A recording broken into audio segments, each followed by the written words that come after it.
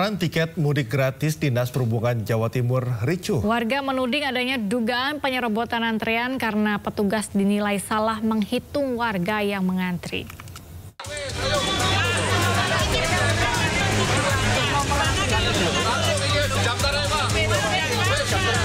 Sejumlah warga Surabaya sudah mengantri untuk mendapatkan nomor antrean tiket mudik gratis protes kepada petugas Dinas Perhubungan Jawa Timur.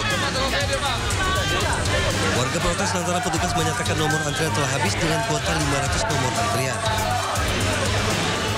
Beberapa warga menuding adanya dugaan penyerobotan antrian karena petugas dinilai salah menghitung warga yang mengantri hingga nomor ke 500. Warga meminta agar nomor antrean diberikan kepada warga yang sudah terlanjur mengantri pada Minggu pagi. Kuotanya di luar itu 500, terus ke dalam 500, nanti dibuka lagi. Kita antri sampai panjang. Sekarang ternyata 500 saja. Kan dari pagi loh, jam sebelum subuh udah di sini loh, nggak dapet. Di tiap operator itu nggak ditulisi. Pas waktu pengumuman itu mesti ditulisi per hari itu dibatasi 500. Jadi orang berbondong-bondong hari ini gitu loh. Maksudnya hari ini sudah selesai. Itu ya hari ini kalau sudah antri gini jangan di-stop lah. Kalau orang-orang sampai besok suruh antri gini, kayak nggak mau pulang ya, apa nggak tambah bingung. Dinas Perhubungan Jatim pada mudik gratis antar kota dalam provinsi ini menyediakan 4.000 kuota penumpang dengan tujuan 21 kota dan 17 kabupaten di Jawa Timur.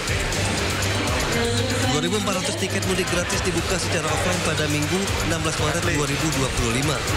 Sementara 1.600 tiket mudik gratis dibuka secara online pada 10 Maret 2025 lalu dan telah habis terisi. Rencananya pemudik akan diberangkatkan pada tanggal 29 Maret 2025 di depan kantor Dishub Jatim. Dari Surabaya, Jawa Timur, Hari Tambayong, Ainus melaporkan. Lebih dari 2.000 warga terdampak banjir di Kecamatan Cimanggung, Kabupaten Sumedang, Jawa Barat. Ketinggian air hampir mencapai 2 meter membuat sejumlah warga termasuk lansia harus dievakuasi dengan perahu karet.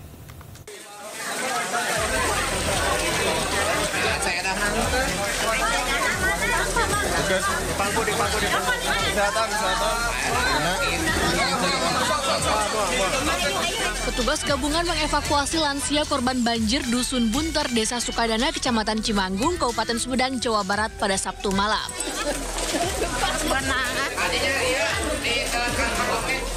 Selain sang nenek, ada puluhan warga yang turut dievakuasi petugas. Menurut salah satu warga, kawasan tersebut langganan terjadi banjir. Namun kali ini merupakan yang terparah, bahkan ketinggian air ada yang mencapai hampir 2 meter. Sementara itu banyak pula warga yang masih memilih bertahan di lantai 2 rumahnya meski tanpa penerangan. Makanya barusan kami paksa mau nggak mau ya, soalnya debit airnya udah makin tinggi, sama di sana udah nggak ada stok makanan, air bersih buat minum juga udah nggak ada. Segimana banjirnya teh? Penting. Kalau nggak salah tadi tuh ada yang 1,8. Oh, hampir 2 meter ya? 2 meter ya. Pihak Pemkab Sumedang mendata sebanyak 260 kepala keluarga dan 2.000 jiwa di 4 desa Kecamatan Cimanggung, Sumedang terdampak banjir. Air minum mana? Desa Cianjong dan Desa Sukadana menjadi lokasi terparah dengan ketinggian air hingga 177 cm. Ini masih sedang proses evakuasi, ada beberapa kecil lagi dan lansia yang harus kita evakuasi. Total berapa kakak? Kemarin hampir 2.000 jiwa kita di 4 desa. 263 kakak. 263 kakak. Dengan kurang lebih hampir 2.000 jiwa total dari 4 desa. Pemkab Sumedang berencana menetapkan status tanggap darurat bencana banjir Cimanggung. Sementara BPBD menyiapkan sejumlah titik pengungsian dan dapur umum di kantor Kecamatan Cimanggung. Dari Sumedang, Jawa Barat, Ben Heva, Ainus melaporkan. Banjir akibat luapan Sungai Citarum membuat jalan penghubung kota dan kabupaten di kawasan Dayeuh Kolot, Kabupaten Badung terendam banjir hingga mencapai kedalaman 70 cm.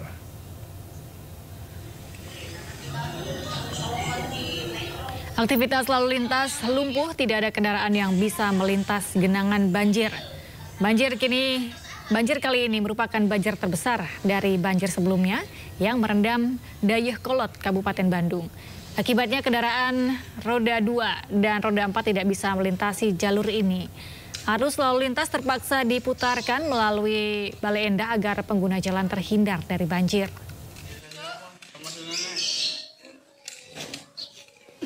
Kita ke informasi selanjutnya, pemirsa. Gunung Marapi di Kabupaten Agam, Sumatera Barat kembali erupsi. Letusan disertai suara dentuman dengan amplitudo maksimum yang cukup kuat mencapai 30,4 mm membuat warga berhamburan keluar rumah. Angke balik. Abuna biko nang kano.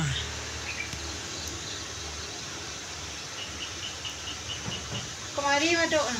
Iya. Pas tengah-tengah. Inilah erupsi yang kembali terjadi dari Gunung Marapi pagi tadi.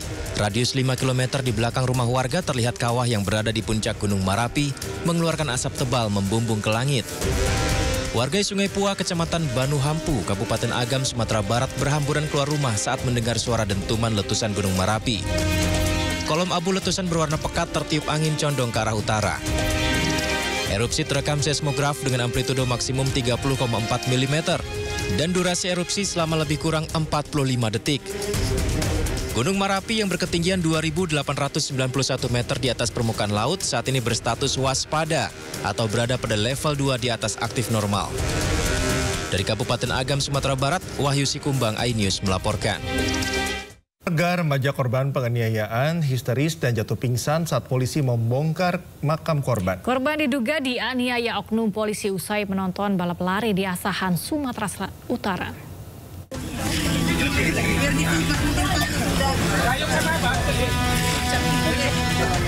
Keluarga korban dugaan penganiayaan Pandu Siregar histeris dan jatuh pingsan saat petugas Polres Asahan, Sumatera Utara melakukan ekshumasi atau pembongkaran makam korban.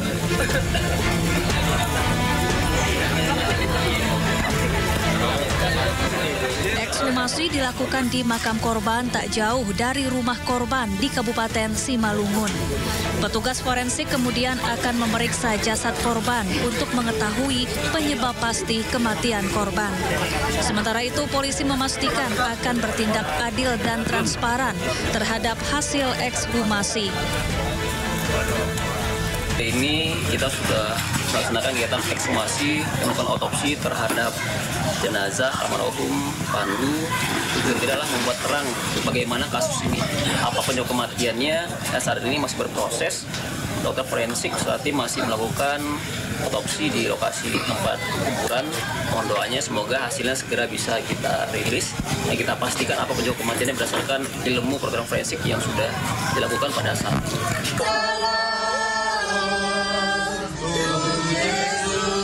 Sebelumnya, Pandu Brata Siregar, remaja berusia 18 tahun, meninggal dunia setelah diduga dianiaya oknum polisi. Korban disebut menerima kekerasan usai menonton ajang balap lari.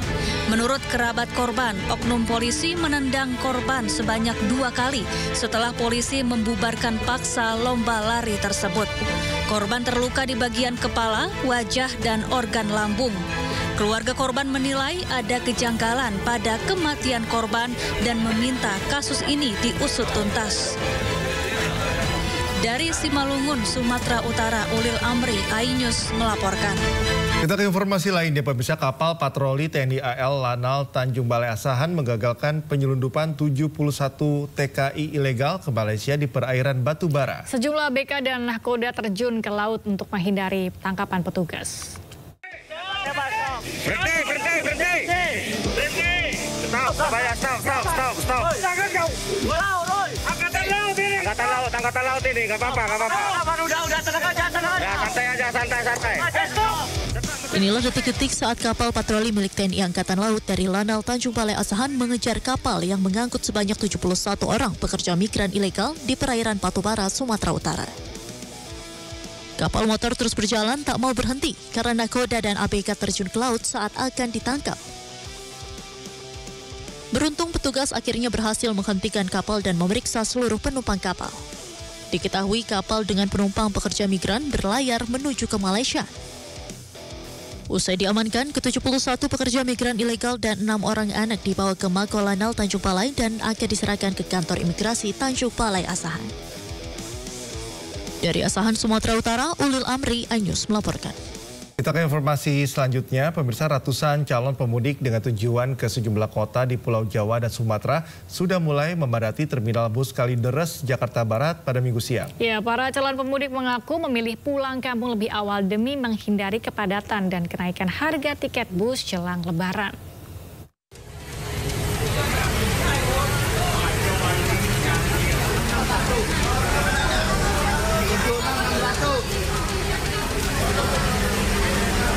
Masyarakat yang hendak pulang kampung ke sejumlah kota di Pulau Sumatera dan Jawa ini tampak mulai berdatangan ke Terminal Bus Kalideres, Jakarta Barat.